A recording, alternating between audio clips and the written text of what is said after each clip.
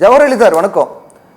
Metro rail திட்டம் அப்படின்னு வரும்போது 2011 அதிமுக ஆட்சியின் போது மெட்ரோ ரயில் திட்டத்துக்கான விரிவான அறிக்கை சமர்ப்பிக்கப்பட்டது அப்படின்னு திரு எடப்பாடி பழனிசாமி சொல்லியிருக்காரு. இன்னைக்கு தமிழ்நாட்டில் கோவை மற்றும் மதுரைக்கு மெட்ரோ திட்ட விரிவாக்க பணி அப்படிங்கிறது புறக்கணிக்கப்பட்டிருப்பது அப்படிங்கிறது ஒட்டுமொத்தமாக அது தமிழகத்துக்கே எதிரான ஒரு செயலாக பார்க்கப்படுது. இது எதிர்க்கட்சியினுடைய செயல்பாடு சரியா இருக்கா அப்படிங்கிற கேள்வி முன்வைக்கிறார் இல்லையா? அதாவது திமுகனாலே பொய்களையும் புரட்டுகளையும் அள்ளி வீசுவதில் வல்லவர்கள் என்பதற்கு அது திமுகவும் சரி, இப்ப நான் பேசிய நண்பரும் சரி, அதே மாதிரிதான் அப்படியே பின்பற்றி அச்சு மாறாம அப்படியே தொடர்றாருங்கிறதுக்கு தான் இவர் பேசின பேச்சுக்கள்ல இருந்தே நம்ம புரிஞ்சுக்கலாம். உதாரணமா அவர் சொல்றாரு, பிரதமர் கோவை வந்தாரு, கோவை சொல்றாராம் இந்த திட்டத்துக்கு அனுமதி இல்லைன்னு சொல்றாரு. ஏங்க, இந்த திட்டத்துக்கு அனுமதி இல்லைன்னு 2 நாளைக்கு முன்னாடியே மத்திய அரசாங்கம் இந்த மத்திய நகர்ப்புற நிர்வாக அமைப்பு உங்களுக்கு கடிதத்தை அனுப்பியாச்சு. ஆமா, அத இவர் என்ன சொல்றாரு, கோவை சொல்றாராம். எவ்வளவு தைரியம் அவருக்குண்டாரு. என்னங்க இது? ஒரு நரேட்டிவ் செட் பண்றதுக்கு மக்களை மடைமாற்றி பொய்களை எப்படியெல்லாம் சொல்லுவாங்கிறதுக்காக. அப்புறம் 2வது அவர் சொல்றாரு, தமிழக மக்களை எடப்பாடியார் கேட்டாரா? எடப்பாடியார் எங்களுடைய பொதுச் செயலாளர் மக்களின் ஒருவராக நின்று அன்றைக்கு பிரதமருக்கு அன்றைக்கே மாலையிலே சந்தித்து இந்த தகவல் அன்றைக்கு காலையில பரப்பப்படுகிறது தொலைக்காட்சி ஊடகங்கள் மூலம். ஆமா, உடனே அதை செய்தியே என்ன பண்றாங்க, பிரதமர் வராருன்னு ஒரு நெரேட்டிவ் செட் பண்ணு திமுக அரசாங்கம் முயற்சிக்கும் போது அன்று மாலையே 13 கோரிக்கைகள் அடங்கிய ஒரு மனுவை போய் கொடுக்கிறாரு எங்க புரட்சி தமிழர் எடப்பாடியார். எங்களுக்கு இந்த கோவைக்கும் மதுரைக்கும் மெட்ரோ ட்ரெயினை நீங்கள் உடனே அனுமதி தரணும்ட்டு.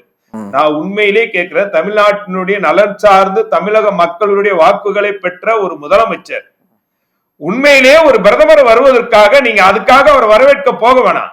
ஆனா இப்படி ஒரு நிலை வந்திருக்கும் போது நீங்க உடனே நீங்க அப்பாயின்மெண்ட் கேட்டிருக்கணுமா, கேட்டிருக்க கூடாதா? அவரை போய் சந்திச்சிருக்கணுமா, சந்திச்சிருக்க கூடாதா? என்ன சார், நீங்க போய் எதுவுமே கேட்க மாட்டீங்க, இங்க வாய்ச்சவடால உட்கார்ந்து அறிக்கை விடுவீங்க, மக்களுடைய பிரச்சனையே பேச மாட்டீங்க. பிரச்சனை வரணும், அதை திசை திருப்பணும், கோவை மக்களோட மதுரை மக்கள் கூட கோபத்தை உண்டாக்கணும் மோடி மேலையும் அதிமுக மேல.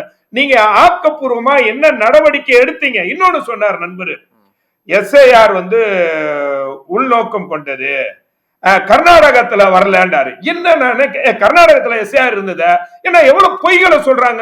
கர்நாடகத்துல எஸ்ஐஆர் இருக்க, கர்நாடகத்திலே கர்நாடகத்துக்கு இன்னும் எஸ்ஐஆர் வரல சார். சரி, இந்தியாவிலே எல்லா மாநிலத்துக்கும் எஸ்ஐஆர் கொண்டு வரணுங்கிறது தான் நிலைப்பாடு, மத்திய அரசாங்கத்தினுடைய நிலைப்பாடு. அது 12 மாநிலங்கள்ல எஸ்ஐஆர் கொண்டு வந்திருக்காங்க, அதுல கர்நாடகா இன்னும் வரல. அதே மாதிரி ராகுல் சொன்னாரு ஹரியானா, அதுவும் வரல. அப்புறமா அஸ்ஸாம பத்தி சொன்னார். சார், அஸ்ஸாமுக்கு வரும்ட்டு ஏற்கனவே எஸ்ஐஆர் வரும்போதே சொல்லியாச்சு. நீங்க ஒரு பொய்களையே நீங்க மூலதனமாக்கி பொய் சொல்லணும்னு சொல்லாதீங்க. இன்றைக்கு மக்களுடைய பிரச்சனையை பேசுங்க சார். நான் என்ன கேட்கிறேன், இந்த இதுல அதாவது இந்த மெட்ரோ ட்ரெயின் வராததுக்கு காரணமே முழுக்க முழுக்க திமுக தான். திமுக செய்த அது குளறுபடிகள். 2வது இவர்கள் தரவுகளை தப்பா கொடுத்தாங்க. எப்படி கொடுத்தாங்கன்னா, எல்லா தரவுகளும் சொன்னாரு நம்ம நண்பரு. அதெல்லாம் முக்கிய விட ஒரு மாநிலத்தினுடைய அவங்க ஏற்கனவே 2011 ஒரு கொள்கை முடிவு எடுத்துட்டாங்க, 20 லட்சம் மக்கள் தொகை இருக்கணும். சரி, அந்த அடிப்படையில் மதுரையில மக்கள் தொகை எவ்வளவு தெரியுமா? 24.9 லட்சம் மக்கள் தொகை. கோவையில 23.10 லட்சம் கோவை. ஆனா அதாவது எப்பவுமே இப்ப சென்னை இருக்கிறது கிரேட்டர் சென்னையா இப்ப ஆயிருக்கு. எப்படி புறநகர்களை எல்லாம் சேர்த்து நாங்கள் ஆக்கப்பூர்வமாக நடவடிக்கை எடுத்து சென்னைக்கு மெட்ரோ ட்ரெயினை கொண்டு வந்தோம். அதே போன்று நாங்கள் 2019 மதுரையும் கோவையும் மெட்ரோ ட்ரெயின் கொண்டு வரணுங்கிறதுக்காண்ட அதற்கான ஆக்கப்பூர்வமான நடவடிக்கை எடுத்து அதனுடைய தரவுகளை எல்லாம் சேகரித்து அன்றைக்கே 24.9 லட்சம் என்று கணக்கிட்டே குறியிட்டு அதே மத்திய அரசாங்கத்துக்கு 6,680 கோடி ரூபாயில் இந்த திட்டத்தை நிறைவேற்றுவதற்கு நீங்கள் அனுமதி கொடுக்க வேண்டும். அனுமதி அவர்கள் கொடுக்க போது நீங்க சொன்ன மாதிரி 15% கொடுக்க போறாங்க, அது வேற. அவர் நண்பர் கூட 50% கொடுப்பாங்கன்னு சொன்னாரு, அது தவறு. 15% தான் கொடுப்பாங்க. அது மாநில அரசு 50%, மாநில 35%, 50% உலக வங்கி, மத்திய அரசாங்கம் 10% கொடுப்பாங்க சார். அவ்வளவுதான். ஓகே, இது அப்பயே நாங்க அனுப்பிட்டோம். ஆனா அந்த தரவுகளை விட்டுட்டு 2021 ஆட்சிக்கு வந்த திமுக 3 வருஷம் அதை பத்தி எதுவுமே இது பண்ணல. பண்ணிட்டு இவங்க ஒரு தரவுகளை ரெடி பண்றாங்க. அதை ஒழுங்கா, ஏன்னா கையாளாகாத அரசுங்கிறதுக்கு இது ஒரு உதாரணம். 24 லட்சம், அதாவது புறநகர்களை சேர்த்து கிரேட்டர் மதுரை, புறநகர்களை எல்லாம் சேர்த்து கிரேட்டர் கோவை என்று எடுத்தீங்கன்னா 24 லட்சமும் 23 லட்சமும் தான் கணக்கு வரும். அதாவது மதுரையில மதுரை சிட்டிக்குள்ள 10 லட்சம், புறநகர்ல 14.7 லட்சம், 24.9. அதே கோவையில மாநகர்ல 15.4 லட்சம், புறநகர்ல 7.7 லட்சம். அப்ப ரெண்டுத்தையும் சேர்க்கணும். இப்படிதான் நீங்க மற்ற இடங்கள்ல எல்லாம் சேர்த்து போட்டு, ஆக்ராவா இருக்கட்டும், பல்வேறு இடங்கள்ல எல்லாம் சேர்த்து போட்டு கொடுத்தாங்க, புறநகர்களை சேர்த்தாங்க. இவர்கள் சேர்க்காம விட்டது யாரு தப்பு சார்? நீங்க தரவுகளை ஒழுங்கா கொடுத்தா மத்திய அரசாங்கம் ஏற்கனவே ஒரு கொள்கை முடிவு எடுத்துட்டாங்க. நண்பர் கூட சொன்னாரு குறுகிய பாதை, அதெல்லாம் விடுங்க. நாங்க எங்க ஆட்சி காலத்துல அதை செய்து காட்டுவோம்னு சொல்லி தானே நாங்க பண்ணோம். நீங்க அந்த புள்ளி விவரத்தை சரியா கொடுக்கணுமா, கொடுக்க கூடாதா? ஆக்ரால 15 லட்சம் நீங்க கொடுத்திருக்காங்களா? ஆக்ரால மொத்தம் 30 லட்சம் கணக்கு கொடுத்திருக்காங்க. சிட்டிக்குள்ள 15 லட்சம்னா புறநகர் எல்லாம் சேர்த்துதான் கணக்கு கொடுத்திருக்காங்க. இன்னும் சொல்ல போனீங்கன்னா அவங்க கொடுத்திருக்க கணக்கு இவங்க பொய் கணக்கு சொல்றாங்க. ஆக்ரால கொடுத்துட்டாங்க, இதுல கொடுத்துட்டாங்கட்டு. யூபில பாட்னால 17 லட்சம் பிளஸ் 5 லட்சம் 22 லட்சம், போபால்ல 18 லட்சம். அதாவது அவங்க லிஸ்ட் கொடுத்திருக்காங்க. என்ன கொடுத்திருக்காங்கன்னா ஒவ்வொரு எங்கெங்க கொடுத்திருக்கோம் அதற்கெல்லாம் ஒவ்வொரு மக்கள் தொகையை கொடுத்திருக்காங்க. சூரத்துல 93 லட்சம் அப்படின்னு ஒவ்வொரு லிஸ்ட் அவுட் கொடுத்திருக்கிறாங்க. அதனால தவறு முழுக்க இந்த திமுக அரசாங்கம் தவறை செஞ்சுட்டு கோட்டையை விட்டுட்டு இப்ப என்ன பண்றாங்க? மத்திய அரசாங்கம் கொடுக்கலடா சார். நீங்க மத்திய அரசாங்கம் இது ரிட்டர்ன் கொடுத்திருக்கா, ரிஜெக்ட் கொடுத்திருக்கா? இந்த 3 பக்கம் கடிதம், இந்த 3 பக்க கடிதத்துல ரிட்டர்ன், இந்த ரிட்டர்னை வாங்கிட்டு மீண்டும் இவர்கள் அதுல மக்கள் தொகையை சரி செய்து இப்போ உள்ள மக்கள் தொகை கணக்கை காட்டி மீண்டும் அனுப்பும் போது அதற்கு நிச்சயமாக அனுமதி கிடைக்கும். அதுல மாற்றுகள். ஆனால் நீங்க ஒரே ஒரு நிமிஷம், முக்கியமான விஷயம், ஒரு மாநில அரசாங்கம் என்பது ஒரு கட்சி ரீதியாக நீங்கள் வேறு ஒரு நிலைப்பாடு எடுத்திருக்கலாம். ஆனால் மாநில அரசாங்கம் மக்கள் நலன் சார்ந்து செயல்பட வேண்டும் என்பதை புரிந்து கொள்ள வேண்டும். மக்களுக்கான திட்டங்களை நீங்க எவ்வளவுதான் நாளைக்கு தான் மோடியை திட்டிக்கிட்டே இருப்பீங்க. அடுத்தடுத்த நெல் கொள்முதலுக்கான ஈரப்பத அளவை உயர்த்தணும் அப்படிங்கிற கோரிக்கை வச்சாங்க. அது நிராகரிச்சுட்டாங்க அப்படிங்கிற ஒரு குற்றச்சாட்டு. சார் நீங்க எவ்வளவு பொய்களை அடுக்குறாங்க சார். நீங்க நான் இதை சொல்லிடுறேன் சார். மாநில அரசாங்கம் என்பது Modi, BJP, RN Ravi, RSS இப்படி எல்லாம் கொண்டு போக கூடாது சார். அவர் ஒரு கவர்னர், அவர் ஒரு அரசியல் ரீதியாக கட்சி ரீதியாக என்ன கேக்குறேன்னா அந்த 22% நெல் கொள்முதலுக்கு ஈரப்பதம் 22% அனுமதி ஏன் கொடுக்கல, அதுக்கு என்ன சொல்ல கேக்குறாரு? அவர் தமிழ்ல தானே கேட்டாரு, எனக்கு புரியாதானே சொல்லி முடிக்கிறேன். தமிழ்ல தானே கேட்டாரு, நான் சொல்லி முடிக்கிறேன் சார். எங்க ஆட்சி காலத்துல முடிச்சிடுறேன் சார் ஷார்ட்டா.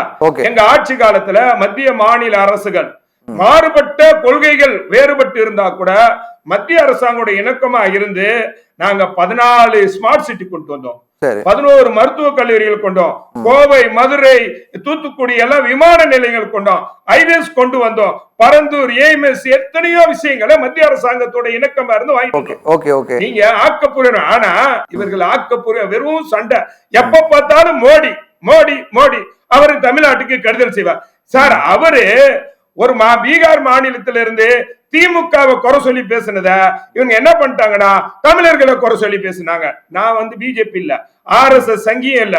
ஆனா நீங்கள் எப்படி நரேட்டிவ் செட் பண்றீங்கிறது மட்டும். இரண்டாவது நெல் ஈரப்பதத்தை சொன்னாரு. ஒடிசாவிலையும் தமிழர்களை குற்றம் சாட்டினார் இல்லையா? ஒடிசாவிலையும் பூரி ஜெகநாதர் கோயில் சார். ஏன் சார் இப்படி மாத்துறீங்க? அவர் தமிழர்களை சொன்னாரா சார்? என்ன சார் நீங்க திமுகவை ஒரு குற்றம் சொன்னார். ஜெகநாதர் கோவிலோட சாவி அப்படின்னு. ஆமா, சாவி இங்க தமிழ்நாட்டுல இருக்குன்னு சொன்னாங்க. நெல் ஈரப்பத கொள்முதல் அளவு இன்க்ரீஸ் பண்ணனும் அப்படின்னு கேட்டாங்களே சார், அது இன்னும் அவங்க நிராகரிச்சிருக்காங்கல்ல. இப்ப யார் நெறியாளர் கேக்குறாரா? அவர் கேக்குறாரா? நான் தான் கேக்குறேன் சார். நெல் ஈரப்பத அளவு அதோட இன்க்ரீஸ் பண்ணனும். ஓகே, வாங்க. தமிழ்நாட்டுல விவசாயிகள் பிரச்சனையை பத்தி எல்லாம் பாக்குறது இல்ல. நீங்க முல்லை பெரியார் அணையை மீட்டு அணையை மீட்டு காவிரியின் உரிமைகளை மீட்ட கட்சி ஒரு அதிமுக. என்ன இந்த காவிரி ஆணையத்தை 2006 அரசிதழில் வந்து வெளியிட சொல்லி நீதிமன்றம் கொடுத்தாச்சு. ஆனால் அரசிதழில் வெளியிடாம 2013 வரைக்கும் கோட்டை விட்டு இன்றைக்கு விவசாயிகள் கஷ்டப்படுறதுக்கு காரணம் இது. 30 லட்சம் நெல் மூட்டைகள் இப்ப காஞ்சி நெல்லுல மழையில நினைஞ்சு போச்சு சார். நீங்க அதற்கான நீங்க இந்த 4.5 வருஷத்துல நீங்க எத்தனை நீங்கள் குடவுன் அதாவது வந்து சேமிப்பு கிடங்குகள் உருவாக்கி இருக்கீங்க? ஒரே ஒரு சேமிப்பு கிடங்காவது நீங்க உருவாக்கி இருக்கீங்க சார்? எப்படி சார் நெல்லு வந்து மழையில் நனையும்? மழையில சரி அது மழையில் நனைஞ்சு போச்சு, அதுக்கான நீங்க மக்களுக்கு அந்த விவசாயிகளுக்கான ஏதாவது நீங்க வந்து இழப்பீடு தொகை ஏதாவது வழங்குனீங்களா? நீங்க உடனே என்ன திரும்ப நாங்க கேட்டோம், நெல்லு நனைஞ்சு போச்சு, 30 லட்சம் மூட்டைங்க வேஸ்ட் ஆச்சு, அந்த விவசாயிகளுக்கெல்லாம் இழப்பீடு கொடுங்க அப்படின்னு மானியத்தை வழங்குன்னு கேட்டனா அது அப்படியே திசை திருப்பி மோடி ஈரப்பதத்துடன் சார் அது உலர்கலன். சரி ஓகே, திசை திருப்பா நீங்க பாக்குறீங்க. சரி பேசுவோம், நாம பேசுவோம் சார் பேசுவோம். இல்ல அத நான் என்ன சொல்றேன்னா ஒரே ஒரு விஷயம் சார், நீங்க வந்து இப்போ மோடி கிட்ட நீங்க கேட்கணுமா தமிழ்நாட்டு உரிமை சார்ந்து எத்தனை விஷயத்தாலும் கேட்டு பாருங்க. ஆனால் ஒட்டுமொத்தமாக 16 வருஷம் மத்திய அரசாங்க பங்குல இருந்து விபி சிங், மன்மோகன் சிங், எனக்கு தேவகவுடா எல்லாருடைய ஆட்சியிலே அங்கம் வகித்து பல அமைச்சர்களை விட்டு கூட்டணி மந்திரி சபையாக இருந்து தமிழ்நாட்டு உரிமைகள் அத்தனையும் காவு கொடுத்ததுக்கு அப்புறம் இன்னைக்கு ஒரு நாடக அரசியலை நீங்க நடத்திக்கிட்டு இருந்தீங்கன்னா இது என்ன சார் நியாயம்? நெல் உரிமை தமிழ் நீங்க கேளுங்க, மோடி அவர்களை போய் சந்திங்க, அப்பாயின்மெண்ட் கேளுங்க, டெல்லிக்கு போங்க, சந்திங்க, உரிமைகளை கேளுங்க. யார் வேணாம்னு சொன்னது கேளுங்க. பேசுவோம். இங்க அறிக்கை மூலியமே சவடால் பேசாதீங்க. வரேன் சார், திரும்ப வரேன்.